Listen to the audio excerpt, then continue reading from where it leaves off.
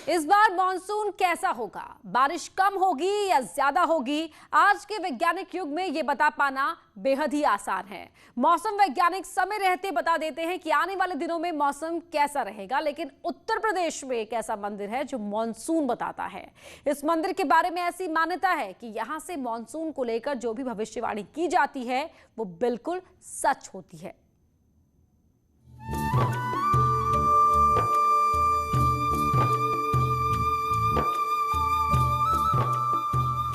क्या ये संभव है कि किसी मंदिर के जरिए ये पता लगाया जा सके कि इस बार इलाके में बारिश कैसी होगी?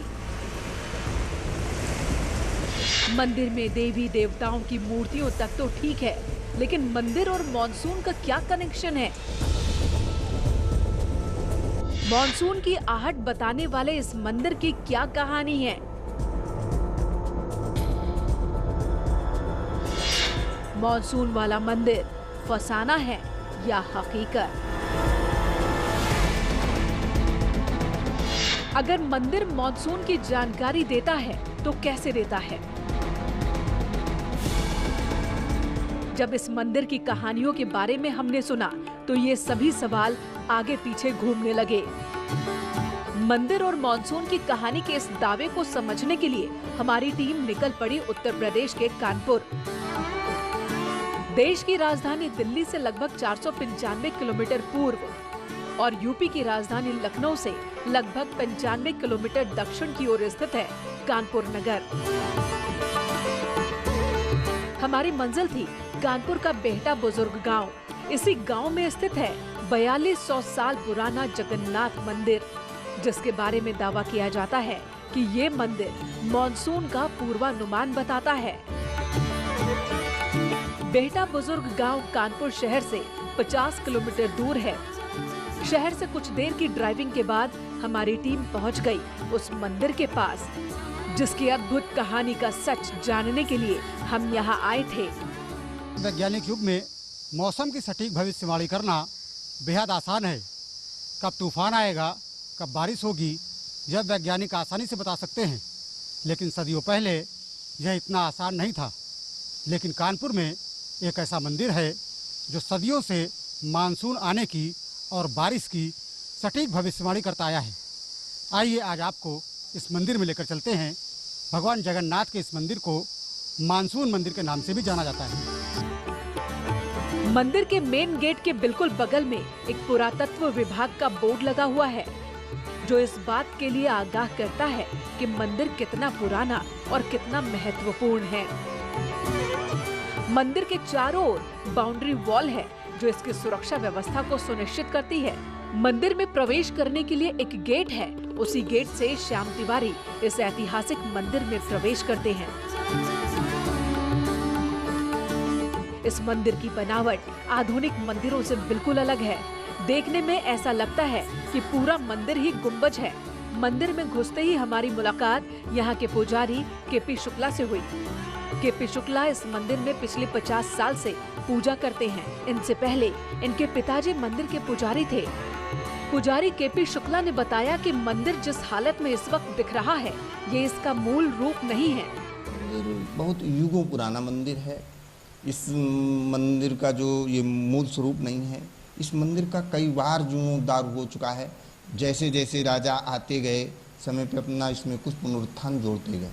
मंदिर का जो अंतिम जीर्णोद्धार है, क्योंकि बाहर से मंदिर की जो शैली देखेंगे वो बौद्ध मत पिरामिड टाइप है।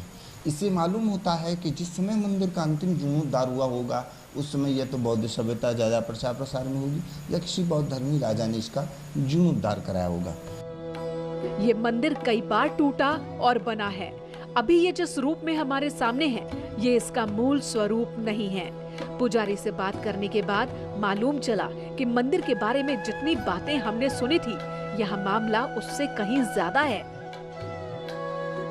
ये मंदिर कब और किसने बनवाया, इसका कोई ठोस प्रमाण मौजूद नहीं है। कार्बन डेटिंग से इस बात की पुष्टि हुई कि मंदिर 4200 साल पुराना है, लेकिन मंदिर को किसने और क्यों बनवाया, ये रहस्य है। हम यहाँ ये जानने के लिए आए थे कि मंदिर और मॉनसून का कनेक्शन क्या है, लेकिन यहाँ तो कई नई कहानियाँ पता चली। मंदिर के बाकी विशेषताओं के बारे में भी हम जानना चाहते थे, लेकिन सबसे पहले हमने पुजारी से ये जानना चाहा कि मंदिर और मानसून का क्या कनेक्शन है। लोग प्रसिद्ध है मानसून मंदिर के नाम से। इसमें छत में लगा हुआ मानसून मंदिर है, मानसून पत्थर है। तो जैसे ही मानसून बनता है तो ये पत्थर पसीज के टपकने लगता है। इससे मालूम हो जाता है कि नहीं, हाँ मानसून बन गया, बरसात आने वाली है। और कितना भी सूखा पड़ जाए, यदि पत्थर टपक रहा है तो बरसात होगी, अवश्य होगी।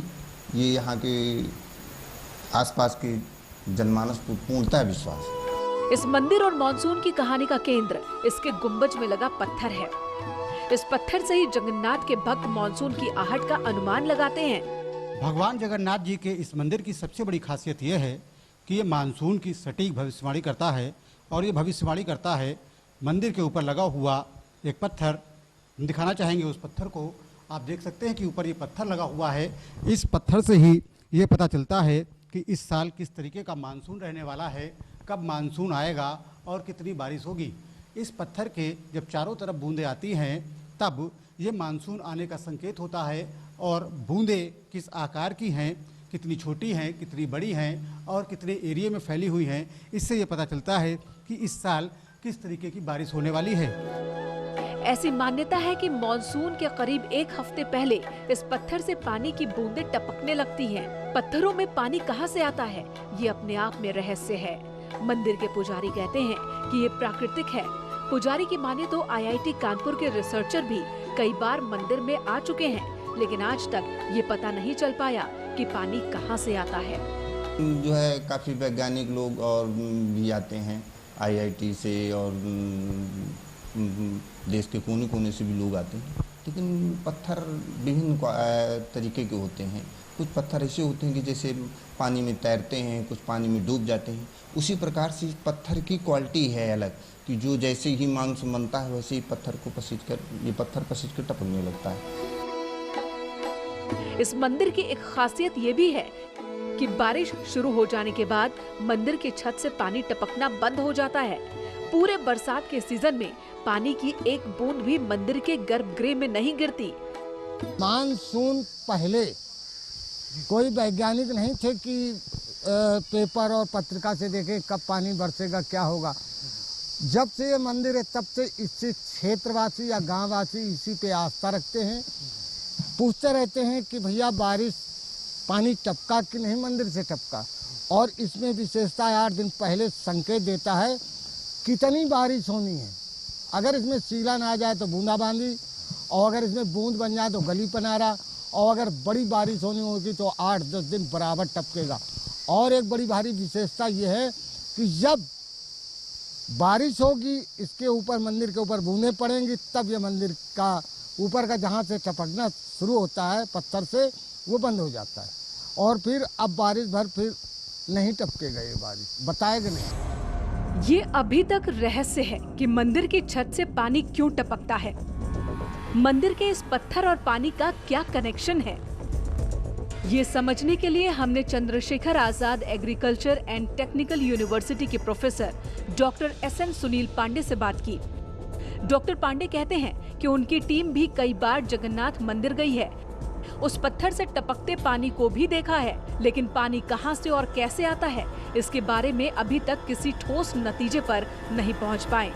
चंद्रशेखर आजाद कृषि विश्वविद्यालय की टीम भी वहां पे गई थी और उन्होंने वहां पे देखा, वहां के पुजारी से बात करी, लेकिन आखिरी तक विश्वविद्यालय के वैज्ञानिक और सारे लोग इस बात पे कोई उसके रहस्य को नहीं समझ पाए कि उसमें अंदर पानी की बूंदें कैसे आ जाती हैं, इसका क्या कारण है। कोई वो पत्थर इस तरह का है या फिर मॉइस्चर की वजह से होता है।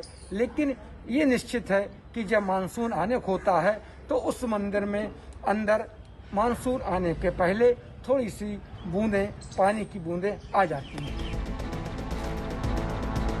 हालांकि हमारी टीम जब इस मंदिर में पहुंची तो वहां हमें किसी तरह की बूंदें तो नहीं दिखी, लेकिन प्रोफेसर और पुजारी की बातों से लगता है कि इसमें सच्चाई है। मंदिर के केयरटेकर बताते हैं कि पानी की बूंदों के आधार पर इस इलाके के लोग अनुमान लगा लेते हैं कि बारिश कैसी होगी।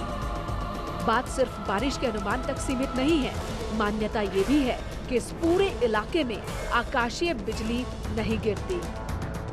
बेहटा बुजुर्ग में स्थित भगवान जगन्नाथ के इस मंदिर को मानसून मंदिर के नाम से भी जाना जाता है। इस मंदिर की खासियत सिर्फ ये नहीं है कि ये मानसून की भविष्यवाणी करता है, इस मंदिर की तमाम अन्य खासियत भी हैं।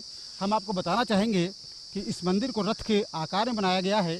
इसके अलावा मंदिर के शिखर पर एक सूर्य चक्र लगा हुआ है। कहा यह जाता है कि ये सूर्य चक्र गांव और आसपास के इलाकों की रक्षा करता है। जब से सूर्य चक्र लगा है, या ये कहा जाए कि जब से ये मंदिर बना है तब से गांव ही नहीं इसके आसपास के क्षेत्रों में बिजली नहीं गिरी है। ऐसी मान्यता है कि सूर्य चक्र के होने की वजह से यहाँ पर बिजली नहीं गिरती है। हमारे साथ मंदिर के केयरटेकर, उनसे बात कर लेते हैं। क्या कहा जाता है सूर्य चक्र के बारे में, क्या मान्यताएं हैं? जी सर, इस सब जो जनता है यहाँ का, क्षेत्रवासी या गांववासी, इस पे बड़ा आस्था रखते हैं, क्योंकि कोई दुर्घटना आकाशीय बिजली गिरने की यहाँ पे लोग बेखौफ रहते हैं।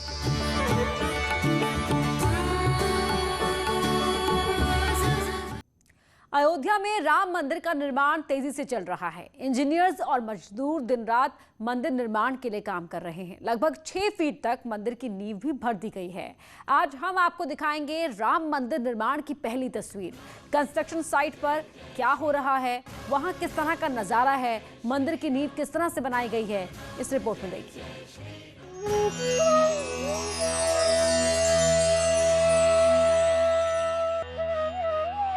ये सदियों पुराने सपने के सच होने की तस्वीर है। ये करोड़ों राम भक्तों के आस्था को नया आयाम देने की तस्वीर है। ये रामलला के मंदिर निर्माण की तस्वीर है।